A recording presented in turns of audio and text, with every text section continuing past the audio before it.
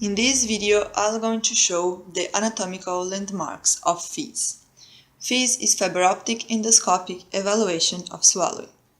In this exam, we observe directly the movement of structures during the function of swallow. So, this provides a precise and objective evaluation of swallow. It was first described by Langmore in 1988. Nowadays, it is a standard tool for diagnosing and treating dysphagia. Speech and language therapists use endoscopy for swallow evaluation to diagnose dysphagia, to assess the nature of the problem, and to guide the dietary and behavioral management. I'm going to start with the epiglottis. The epiglottis should invert to meet the arytenoid's cartilage to protect the airway entrance. Behind the epiglottis, we have the tongue base. The tongue base should retract during swallow to meet the posterior pharyngeal wall. Between the epiglottis and the tongue base, we have a space called vallecule. In this space shouldn't have any residue of food.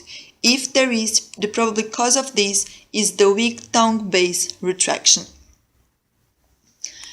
And behind the posterior pharyngeal wall, we have the upper esophageal sphincter. The upper esophageal sphincter opens to pass the food when the larynx is elevated. Here we have the aryepiglottic folds, or the lateral walls of the laryngeal vestibule. So the aryepiglottic folds, or the lateral walls of the laryngeal vestibule, are the major effector of epiglottic inversion as closing the laryngeal vestibule during swallowing. Here, between the two arytenoids cartilage, we have the posterior commissure. Here we have the anterior commissure. The anterior commissure is the anterior fissure where the vocal folds came together in the middle line. Here is the laryngeal vestibule. If there is a transgression of food inside that space, is regarded as laryngeal penetration. Here, as we can see, are the false vocal folds. False vocal folds are the inferior border of the laryngeal vestibule and need to adduct during swallow. So the false vocal folds need to adduct during swallow.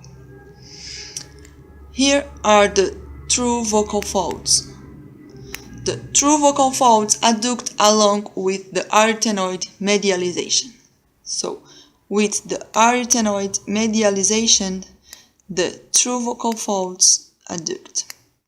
And between the true vocal folds and the false vocal folds, we have here the space called ventricle. As we can see, here are the rings of trachea. If there is transgression of food to that space, because it's below the true vocal folds, it's regarded as laryngeal aspiration. Here, those dark spaces are called as piriform sinus. Shouldn't have any residue of food on it. If there is, the probable cause of this is the reduced hyolaryngeal excursion.